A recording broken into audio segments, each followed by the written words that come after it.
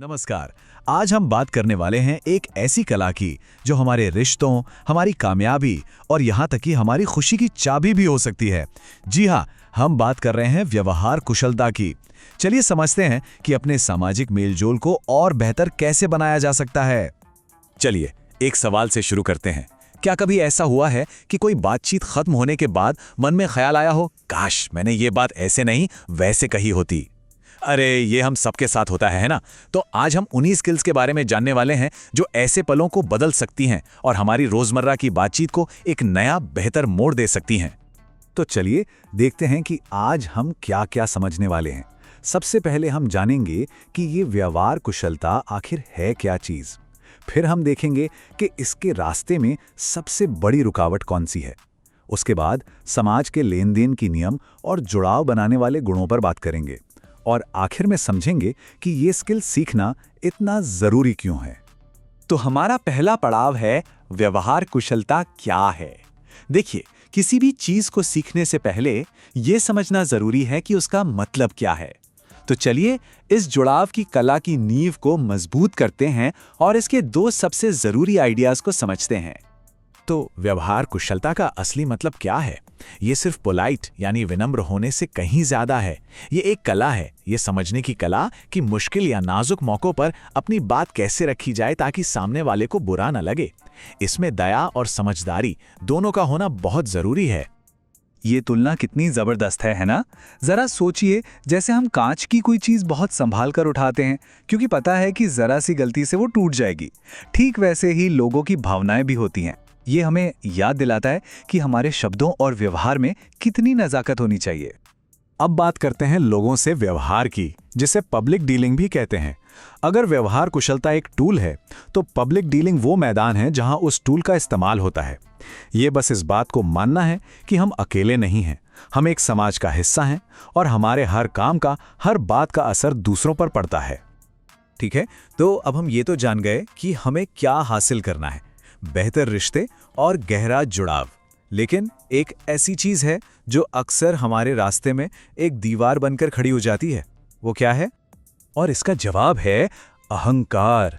जी हां, ईगो। लोगों से अच्छे रिश्ते ना बना पाने का ये नंबर 1 कारण है। ये एक ऐसी बीमारी की तरह है जो धीरे धीरे हमारे रिश्तों को अंदर से खोखला कर देती है और हमें दूसरों से सच में जुड़ने नहीं देती।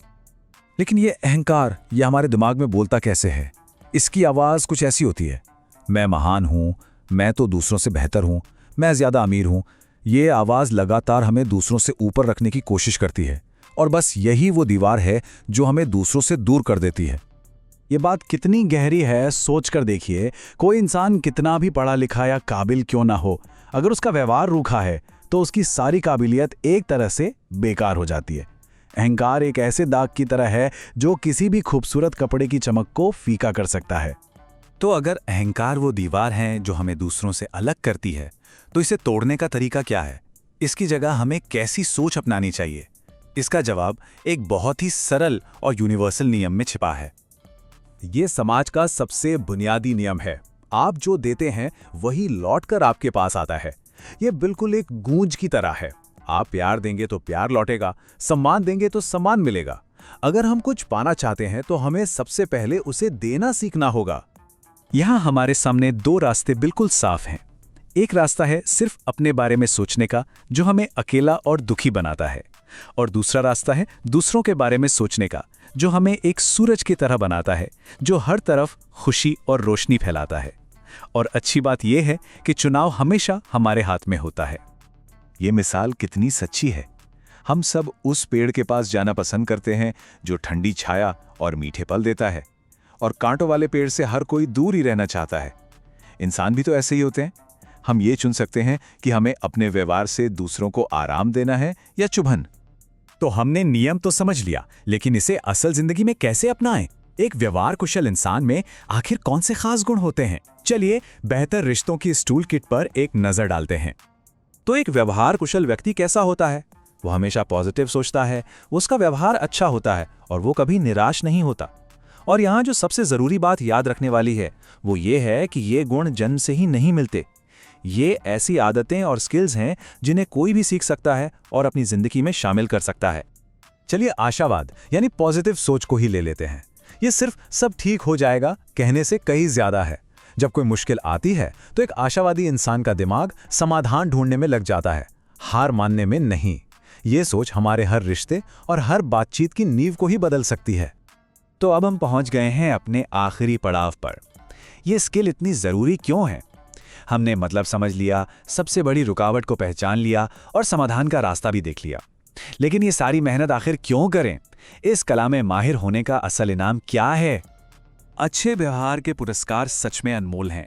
जरा सोचिए, हर जगह आपका स्वागत हो, आपके बहुत सारे दोस्त हों और लोग आपके अच्छे स्वभाव की वजह से आपका सम्मान करें। ये सिर्फ दूसरों को खुश नहीं करता, बल्कि आपकी अपनी जिंदगी में खुशी और संतुष्टि का एक ऐसा चक्र बनाता है जो कभी खत्म नहीं होता। और जानते हैं, आज के दौर में जहां बहुत से लोग स्वार्थी और अकेले महसूस करते हैं, ये स्किल और भी जरूरी हो जाती है।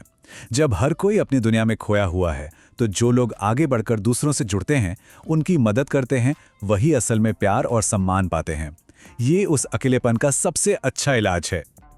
तो ये है एक खुशहाल जीवन का पूरा रास्ता, एक सीधा साधा नक्शा। अहंकार को छोड़ें, प्यार और सम्मान दें, मददगार बनें, पॉजिटिव रहें और खुशियां फैलाएं। ये सिर्फ अच्छी बातें नहीं हैं, ये एक ज़्यादा सम्मानित और सफल जिंदगी जीने का एक प्रैक्टिकल प्लान है। और चलिए इस आखिरी और सबसे ज़रूरी बात के साथ इसे खत्म करते हैं। दिन के आखिर में हमारे पास कितना पैसा है या हमारा पद कितना बड़ा है, ये मायने नहीं रखता। इंसान के चरित्र का सबसे बड़ा गहना उसका अच्छा व्यवहार ही होता है। यही वो चीज़ है जो लोगों के दिलों में हमेशा जिंदा रहती है और हमारी असली पहचान बनती है।